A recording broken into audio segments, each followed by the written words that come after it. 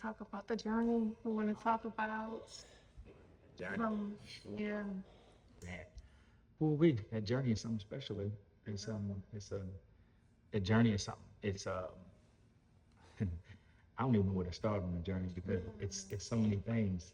When we look at the journey, we always forget to go within. We're always so busy looking for external sources, some type of religion or some type of activity. Some people go to yoga, some people go to meditation, some people go to different religions and different modalities. And they're constantly looking outside of it. All the answers are always right here. Within. Yeah, within. So, How does somebody find those answers within? oh man, you got to become still. That's the first thing you have to do. You have to be still. When you're still, you can begin to hear what's inside of you. But some of us never sit still. Think about it. Think about life. You know, how often you might get up, and as soon as you get up, you hit the floor and you're running. You never take time for yourself. People do that so often because they want outside of themselves. Because if you literally sit with yourself and sit in that stillness, sometimes what you realize can be a little disheveling. And people just don't want to see it. It's uncomfortable. But that's the place we have to go into. That uncomfortable space. Ooh, that uncomfortableness. Really, that's a special place. It's, Yeah. and you need a community. You need family. You need people that are with you that you can trust. Because when you don't have that, you're kind of just moving through life and you're hoping and you're looking and we run these unconscious programs, and the unconscious programs we never see. The only way we can find out about those unconscious programs is if we listen to our friends, listen to our family, listen to people that we trust, because they're the ones that's going to actually tell us, hey, you know this is what you're doing, and we'll never see it because it's unconscious. That's what we got to understand. The unconscious is unconscious. That means we don't know we're doing it. So this journey is about, number one, community, because we're not meant to do this by ourselves. We're meant to do this in pairs and groups with community, with family, so that we can begin to see the true essence of who we are. So how do you find that? How do you find that community? You know, that's a good question because there's a lot of communities out here. But you have to basically just find a community that's going to align with you. And the main way to find a community is go into your heart and ask. Ask to be put in a place, in a space where people are like-minded, where people can help you to really become the best version of you. And that's something we forget. Again, we are extraordinary beings. When I say extraordinary beings, we are extraordinary beings. We have the ability to create and direct our own reality. It goes into mentalism. So the first thing you want to do is, number one, say, I want to find a community that's going to help me find my true, authentic self. A community that's going to help me find the truest version of me. It's going to be open and honest with me, loving, caring, compassionate, and graceful with my journey. That's what I want to find. That's the first thing you do. And then, of course, you can pick up the phone, you can scroll, you can go online, you can go on social media, you can do all kinds of things. Do you offer anything? Of course. I have a whole community that I'm actually building at this moment. I've been building for the last couple of years, where people can come into an app. There's probably about 600 members into the app right now. And you can actually just talk as a community, and I monitor all those rooms, especially the ones just for the spiritual journeys. And I wait for people to ask me questions, and I answer the questions. And of course, I do live or broadcast on Instagram, where people can come and listen to what I have to say. Open the floor with different monthly activities where people can come in person and see and answer questions. You know, that's something I'm really dedicating myself to this year, is really opening myself to answer questions with people, because we're in such a changing time. Right. Right. But it's Oracle's Touch. The community is Oracle's Touch. I'm on social media on all those. Oracle's Touch is Facebook. Oracle's Touch is was it TikTok? Oracle's Touch on Instagram. So it's easy. So that's Oracle's. ORACLES. Yes. TOUCH. Yes. Oracle's Touch. Okay. And so if, like, say if someone who is ready to embark on their spiritual journey and they are coming across your website, what would be the first thing you would recommend for them to click on? The first thing I would say is click on a discovery call. It's a free 15-minute call where I literally sit down, talk to you, and find out about you. and find out what you want to do. And I tell you the programs I have that I can offer that can help you on your journey, or I can actually point you in a direction to somebody that can help Mm, okay. you.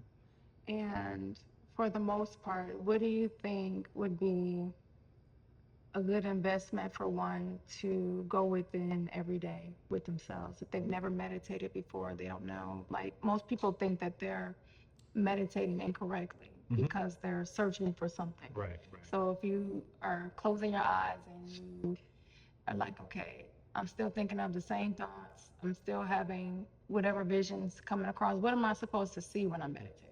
That's a good question. Actually, you shouldn't see too much of anything when you're meditating.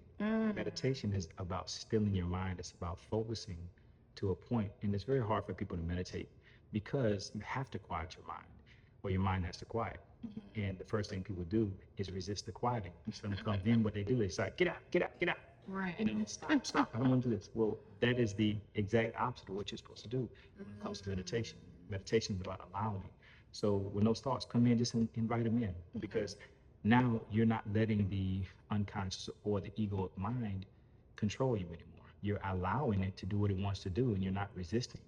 And then what happens is it eventually quiets. But a lot of people have difficulty meditating. But I would say if you want to make an investment in yourself, there's a lot of different apps out there for meditation. I have one on my website, which is called Alchemy. And there's probably over 70 meditations, guided meditations. And guided meditations are probably a really good way to start meditating, because all you have to do is just listen. Yeah. My suggestion is for anybody that's doing these meditations to do them at night before you go to sleep, and let them put you to sleep. Because at that point, the unconscious mind is completely asleep, and you're not fighting yourself. You don't have those thoughts anymore because you're sleeping. Okay. Yeah, that's a simple investment. There's Insight Timer. There's a host of other apps that are out there that have sound frequencies, different things, and my app has all that as well. So would you say if one can quiet their mind for 5 minutes, does that suffice for us? That is excellent. If somebody can quiet their mind for 5 minutes, you are doing really, really, really well, because 30 seconds is a feat, especially in this time. So yeah, Because we got so many distractions. We got so phone, yeah, yeah, we have TV, exactly. um, news, alerts, notifications, all the apps you put on your phone want to alert you, or sales, um, weather, traffic, news, Facebook, Instagram, all the, things that are distracting us Mhm. and letting us know, hey, look at me, Right. So it's So you so don't you want want to, yourself. yeah, you want to pick up your phone and like, okay, Exactly. oversight alert, But the algorithms are set, so they're actually programmed to align with our brain waves and our thoughts. So as soon as we start scrolling, it's something catches our mind, and next thing we know, it's 2 hours gone by, and it's because the algorithm understands what we're looking for, and what we have to understand is our own algorithm. But then we have to redefine what we're looking for. And you just start to notice the things that you scroll on, like, man, these are really familiar. These are really similar. It's because it's an algorithm. Whatever you begin to look at on a regular basis, whatever you're talking about, that is what begins to show up on your feeds, so you can have your attention killed. Right? Just think if you can do that for yourself. What needs to show up on your feed every day in your life that you can create, that's going to make you stay attentive to what you're doing, because you can create that reality. Okay. That sounds That's out there. Magical is out there, but it's just very possible. That's the ability that we have as human beings. So it's learning first to still your mind. Of course, you're creating your reality. Now, we can get deep into the different philosophies and everything. We can go into the 7 hermetic principles. We can go into mentalism. We can go into how we create as God and as gods. But that's deep.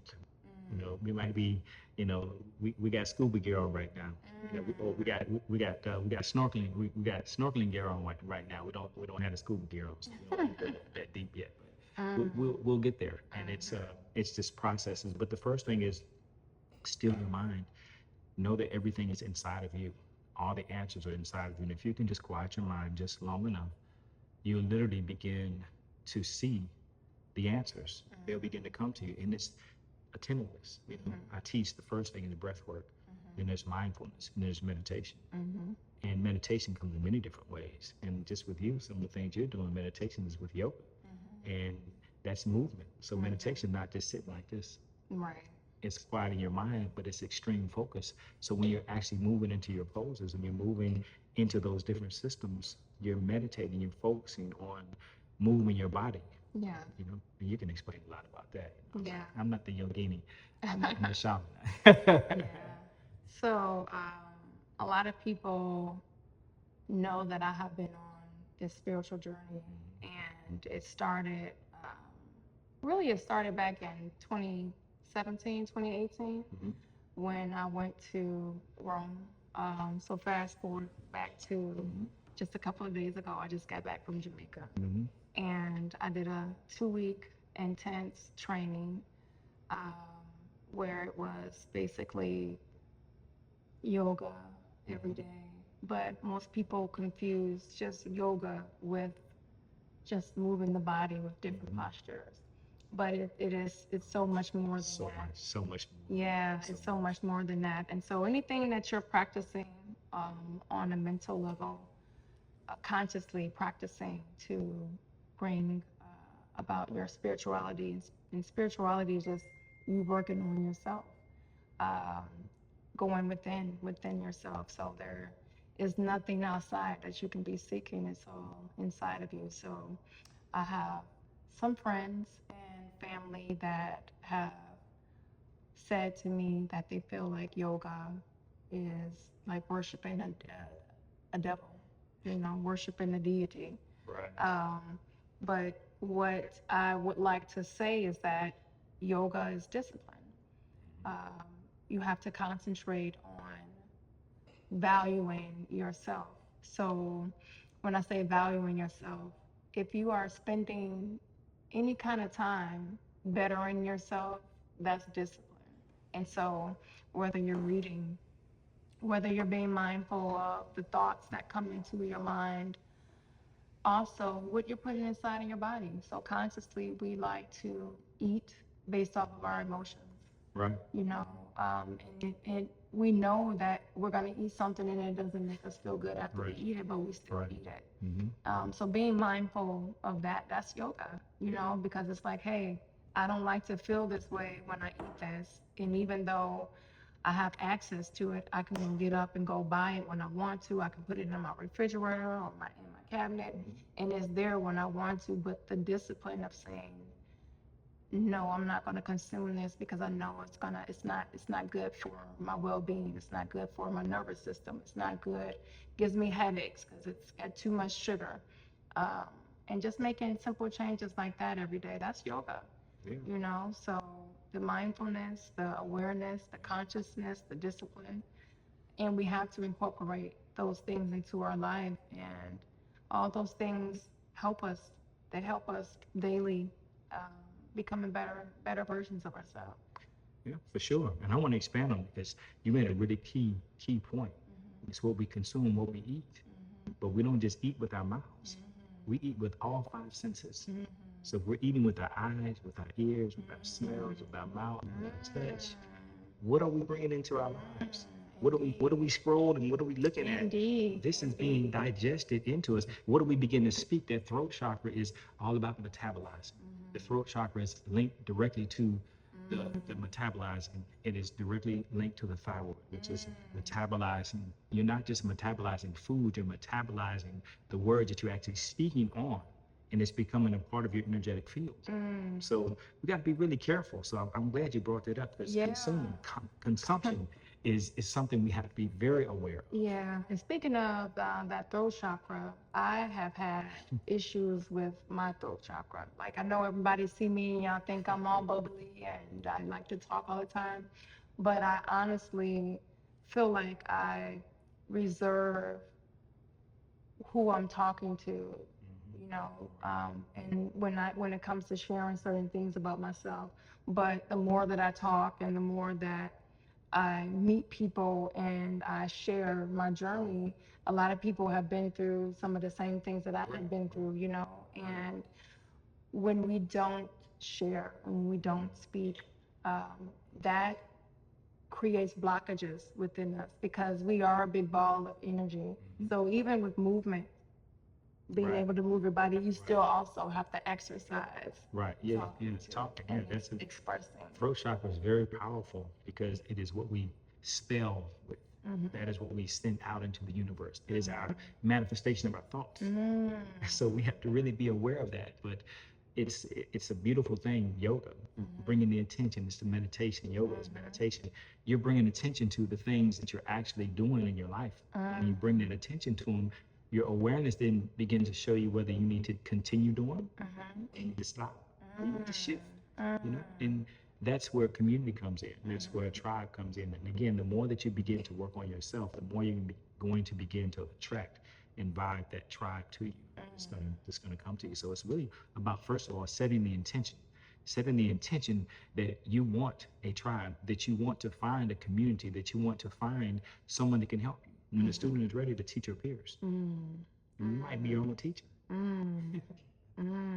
Yeah, we are our best teachers, right? Definitely, especially when we can pay attention to ourselves. It's like, oh, wow, I'm doing that. And trust me, I've had some aha moments in my journey. It's been some times, it's almost 20 plus years, and there's been a lot of aha moments. And the more I learn, the more I know I don't know anything. And I begin to understand the vastness of myself and the smallness of myself, and that there is something so much more powerful and so much larger out here than we are. And when we tap into that and understand that universal power is so much bigger than we are, Absolutely. we begin to understand that we're a part of that, and because we are a part of that, we are that. Yeah. And that's when we have to begin to understand that we are sovereign beings by birth, and that sovereignty allows us to tap into that universal energy. And when we tap into that universal energy, that's when we become magical. That's when we become magical. Okay, so when you say tap into that universal energy, would that be reference to like cosmic intelligence? That definitely could be reference to cosmic intelligence, and it's also, we are the original AI. It's not artificial intelligence, it's human intelligence. That's what we are. That we Because program the artificial. Right? exactly, we programmed it. So you got to understand that we can tap into that same energy, but it takes practice. It's not just easy to open up a computer and say, type in chat GPT or whatever, and we just get this plethora of information. But you got to think about that information is all coming from all the information we're inputting into it. Okay. So when we look at ourselves, we can begin to see that we are tapping into ourselves through everyone else. Okay. I'm you and you're me. So if we're the same, I have the access to the same information that you have. I have access to information about you. You have access to information about me, but you have to train your senses to begin to tap into that. How do you think people do readings? How do you think people are able to tap into the auric field or the cosmic field? Ooh. So how do we get these spiritual gifts? Like, I mean, like we have them, I mean, we got them. How do we activate it? How do we activate The them? first thing we do is learn to breathe. Okay. That's the first thing. Yeah. Because when we breathe, we begin to reset ourselves back to their original state. Okay, so let's just say we're breathing different. So we got a 4, 7, 8 count where we inhaling for 4, we're holding for 7, and we're exhaling for 8. What is that doing for me? I mean, like, what can I expect to see? Like, what is... Great question. Well, it all depends because every breath technique holds a different key for you. So, like, the breath that you're talking about is one that helps to reset the nervous system. So the one I do is 7 counts in, hold 4 counts, 8 counts out. And I have to do that 8 times. Okay. 8 times a day, and that resets the You do it nervous 8 times a day? 8 times a day. That's it. So it literally takes you 5 minutes to reset your whole nervous system. Okay, so you do that 8 times a day. You have a timer on your phone? A timer on my phone? Yeah. I just get up and do it the first thing in the morning. Okay. So you do that. Wait. You're doing it 8 times all at one time. Yeah, 8 breaths. So it's like you think about it. Okay, that's one. Like you take the 8 breaths. I just take 8 breaths while I'm breathing in 7 counts, hold 4 counts, breathe out 8 counts. So literally, it won't take you 4.5 minutes. Okay. And you are literally resetting your nervous system back to your original code. And just by doing that, just by sitting in quietness and just trying to just sit in stillness and just be with yourself, you literally begin to tap into that universal knowledge of yourself. Okay, so when you say original code, is that how we were born? Yes, that's how we're born. What we say in ancient Hebrew is machshava bitullah telarah rashna nifne ze'aimet, which is the original thought before the most virgin thought and the purest thought of your creation as light. So when I go into that space, and if you ever work with me, you'll hear me say that, because that mantra is basically allowing people to go back into their original code. The original code is the purest code. That is your sovereignty. That is where you have the most magical abilities, most godly awarenesses of self and how to be yourself. That's where you are truly, authentically your version. You are the purest of your soul at that moment. And that's what this breath work begins to do. Now we got to realize we're human beings, so we've been here for an eternity. Right. The soul has been here for an eternity. So think about how much input it has taken in and how much we're pulling from other people. That's a lot of stuff, especially if we haven't been working on ourselves. Yeah. So of course it's going to take some volition, which is willpower and strength and dedication. What do you say about dedication? Dedication means you do it every day. Right. And that's when you begin to see the That's a difference. devotion. Devotion. So your devotion, that into expressing that, hey, I'm serious about things. I'm going to devote, you know, my time being on this earth to this, you know. And to answer your question, not to cut you off, you will see results probably within 7 to 8 days, if not sooner. Sometimes 2 or 3 days of just breathing. And if you can just increase your breath is during the day, consciously breathe deeper breaths, because most of us breathe like panting like a little puppy. And that doesn't regenerate our system. I mean, breath, like you say, you even gave me this information. Breath can take care of 50% of the diseases in the body. Yeah, if you're breathing correctly, you can cure diseases in your body because we lack oxygen in ourselves. So learning how to breathe properly can bring the oxygen back into our body and can cure us from cancer that was getting ready to settle in. But back to you talking about that breath work and that powerful prayer that brings us back to our original state. Right. What if we ourselves are, I mean, we're not pure, of course, you know, every day we do something, we think of bad thoughts, we lie, we're human. I mean, Yeah. that's the epitome of sin. And it's not, I'm going to say it like that. As human beings, we're flawed. Yeah. And it's because we have flesh and because we're here for experiences. And we got to understand we're here for experiences. And when you come into that authenticity of yourself and you realize you're here for the experience and you start enjoying the experiences, then you will get an experience and move from that experience. You get the learnings from it and you continue to move forward and you begin to now tap into that universal network of how to become your sovereign self. But what if I'm scared? Like, what if I'm scared of me not knowing what to, because I don't know what to expect from doing that. So even with just breathing, right? So like you're telling me that I can breathe and it's going to turn on something in me, but I don't know what that is. Right. Well, what it's going to turn on is something this innate in you, but it's going to turn on slow. So you're going to begin to become very aware. It's not like it's just going to all of a sudden turn on this mystical being that you are like, I can fly, and with this I can read minds, I can make things happen instantly. It's like it doesn't happen like that. I'm not going to say it can't, but usually it happens in time when your soul is ready. So when you begin the work, it goes in steps. Now, if you're afraid, then that's when you seek out somebody to help you and to guide you, because somebody can actually show you what you're doing and help to explain what's happening. People talk to me about plant medicine all the time, and I do facilitate a lot of different medicines. And the biggest thing about that is integration, and integration comes with everything. So even doing the breath work, as you begin to change, as you begin to sit quietly and unpack things within your consciousness, emotions come up. There's certain Reiki symbols I can actually use and draw that will unlock your past and unlock the trauma that was in you. Now, what happens when that trauma begins to unlock and unpack? It might take 2 or 3 days for you to really realize what just happened and what did I just go through. And that is the integration period. That's when you sit quietly with yourself and you don't allow these extra distractions to come in and confuse what you actually saw. So this is where you need to sit with somebody. You don't have to sit with somebody for days, but you need to sit with somebody and allow them to help you to integrate. I usually do integration calls with people for about an hour to help them to understand the process of what they're going through.